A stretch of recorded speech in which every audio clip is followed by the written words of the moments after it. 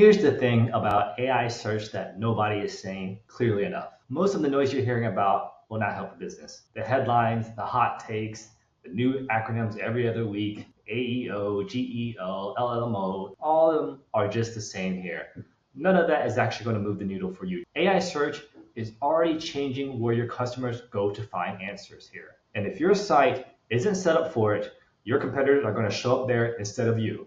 That's not a future problem. That's happening right now. It's a right now problem and you need to address it. So in this video, I'm going to cut through all of that here. I'm going to show you how AI search actually works, why traditional SEO is not dead, but in fact matters more than ever, and the specific things you need to do so your business shows up where your customers are going next. I mean, let's think about it. If SEO was dead, do you really think Anthropic, a $30 billion company, would be spending $225K a year looking for an SEO lead? So anyways, enough rambling, let's get into it. So first, let's address the title directly. You've probably seen people throwing out GEO, AEL, LLMO, AIO, generative engine optimization, answer engine optimization. We love our acronyms in this industry. And some people are actually out there saying Google is basically done. So let's look at what's actually happening here. Google still processes roughly 16 billion searches per day. ChatGPT, about 1 billion. A lot of these aren't even search queries. People are using it to write emails, draft documents, summarize long documents or videos. So the actual comparison in terms of search volume, it's not even close. And yes, studies show that something like 80% of Americans still default to traditional search when they need to find something. Most people just stick with what they know. But here's where it gets important. Younger audiences, Gen Z especially, are folding AI tools into how they search way faster than older demographics. You want to be paying attention to this now, not after it becomes mainstream. Here's how I genuinely think about it. I've been in this space long enough to see a lot of things called the SEO killer. Social media was going to replace Google. Voice search was going to change everything. None of these things killed SEO. They just added another layer to it. And the businesses that adapted early while everyone else was arguing about it, they're the ones that won. That's exactly what's happening here. So the question isn't, is AI search going to matter? It's what do I do or what do I actually need to do about it? Okay, here's what most people don't actually understand about how these AI tools work. ChatGPT, Google AI overviews, Perplexity, Gemini, Claude, they don't have some independent database they're pulling from. They're pulling from web indexes. They're crawling websites. They're referencing top ranking pages and trusted sources.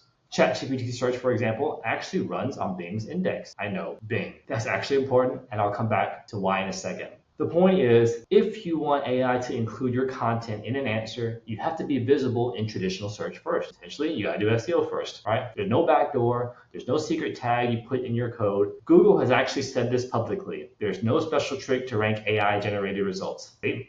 Google right here literally says that. There are no secrets here that automatically rank your website first in Google, all right? What this tells you is this. The foundation is still SEO, strong, authoritative, well-structured SEO. That's the price of admission. The price of admission to playing this AEO AI search game. But on top of that foundation, there are specific things you can do with your content, your technical setup, and your authority or trust signals that will make your site much more attractive to source for AI to pull from. And that's what I want to walk you through. First, content. AI tools are trained on conversational and human-sounding language. So naturally, they're going to favor content that sounds like a real expert actually explaining something, not keyword stuffed paragraphs written for a robot. One of the most practical things you can do is frame your headings to be more specific as users are searching with more specific language. So instead of something like best SEO strategies for e-commerce stores in 2026, you write, what are the best SEO strategies for health and wellness e-com stores in 2026? Answer the question directly. That's just not good for AI. That's just good for SEO in general here, right? Second thing, this matters a lot. AI rewards comprehensive coverage. So studies from Bright Edge and schema research show structured data and clear Q&A formatting can increase AI citations by roughly 30 to 47%. Boom, image here.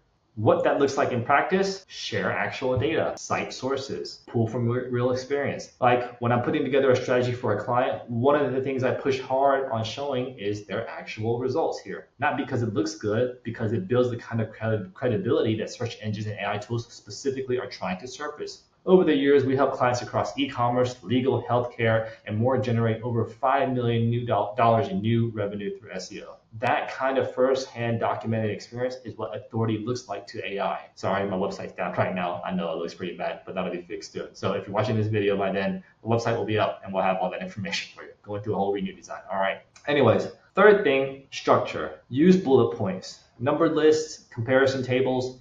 AI can pull these verbatim when answering a question. So if you've got data comparing pricing, service tiers, features, put it in a table, make it easy to parse as possible. And finally, FAQs. Have a dedicated FAQ section on your important pages. If that question and a clear answer lives on your site in a clean format, AI can pull it whole when someone asks the same thing. This is how you can show up without a person ever clicking your link. The principle underneath all of this is simple. Write for a smart human reader who wants a real answer. If you do that, you're already writing for AI. All right, let's talk about the technical. This is where a lot of people are already completely just sleeping on. One of the first things I check for when doing a site audit is the robots.txt file. If you're accidentally blocking OpenAI's chatbot or Google's crawlers or Microsoft's Bing bot, you're invisible to AI search tools. Full stop, game over before it even starts. So just make sure that your robots.txt file is being seen and is properly configured so that Google crawlers or SEO crawlers can actually read it. So just type your domain into Google, add the robots.txt at the end of it, and see what you got. Do it after this video. Your most important content needs to live in just plain old HTML, not locked or hidden behind JavaScript, not buried in a video with no transcript. AI systems are primarily reading your raw HTML. They're lazy. HTML is easy for them. So if your key content only appears after some JavaScript interaction files, there's a real chance AI is just missing it entirely. You're not just making things accessible for humans, you're making them readable for machines. Third, site structure. Clear, logical hierarchy. Your most valuable content should be reachable within a few clicks from your homepage, right? Clean internal linking, descriptive anchor text. I know some of this sounds familiar. It should, because it's just solid SEO. We need to be reminded more often than we need to be taught. And I've been preaching and reminding this same information for nearly 2 decades now, and it hasn't changed. AI search didn't invent new rules. It just raised the cost of ignoring the old ones.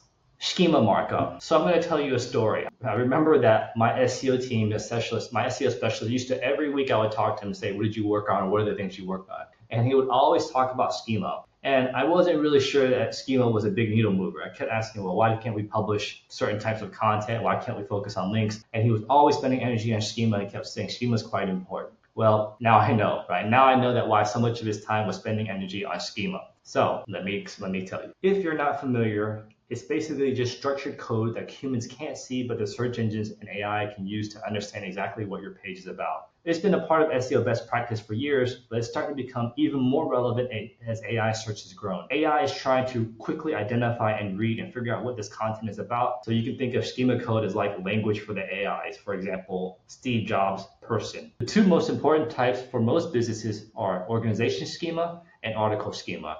Usually organization schema, you would identify the company, hey, this is company A organization, company B organization, right? Because sometimes Google or these AIs, they don't know that this random word, if they haven't come across it before, is an organization name here. My company, Boba Digital organization, right? So the next schema, article schema. It signals your publication date, your author, your headline, essentially saying, hey, this page is an article and here's the other information about this article. So these are generally the two most important schemas you want to make sure that you identify or establish on your page, assuming it's an article or service page, etc. here. Think about what AI is trying to do. It's trying to figure out if it can trust your content enough to repeat it to someone. Schema helps you remove any ambiguity around who you are and what you're about. It doesn't guarantee you show up, but it meaningfully increases the probability of you do showing up. Be sure to invest your energy into schema. Now, off-site authority. AI doesn't evaluate your website in isolation. It's looking at what the whole web says about you. Quality backlinks, mentions in industry publications being included in roundup articles. All of that matters. One thing I've seen really work well for clients is getting listed on every relevant directory or database in that niche. One thing I've seen work really well for clients is getting listed on every relevant directory or database in their niche. So first, you'll start with the basics like a Google business profile, LinkedIn company page, Crunchbase if you're B2B, if you're SaaS, Capterra. These are exactly the kinds of structured, credible sources that AI models reference and they train on. And if there's a best of roundup article happening staying in your space on a site that has real authority, reach out and pitch your inclusion. Give the AI something useful, someone that they can trust, a data point, an insight, something that they can actually use. That kind of third-party mention carries serious weight for AI visibility. So here's the actual answer to the title of the video. Is AI search going to kill traditional SEO? No, but it is going to expose the people who were cutting corners. The businesses that build real authority, create genuine, useful content, and keep their technical house in order, they're going to show up in the AI results too. They're going to show up in Google, they're going to show up in ChatGPT, they're going to show up in Bing, and they're going to show up in the social searches, Facebook, Instagram, because those social search algorithms, guess what they're based on? You got it, SEO algorithms. The businesses that were gaming keyword counts, buying low quality backlinks, building thin content, they're feeling it. They're getting penalized by these updates that are releasing nonstop by Google because Google is trying to make sure that they only serve quality content. The AIs only want to serve quality content. Here's what I keep coming back to after almost 20 years in this. Most people in digital marketing focus too much on tactics and not enough on strategy. They want the shortcut, the one weird trick. But the businesses that win over the long run, they focus on the bigger picture. They build something that actually has value.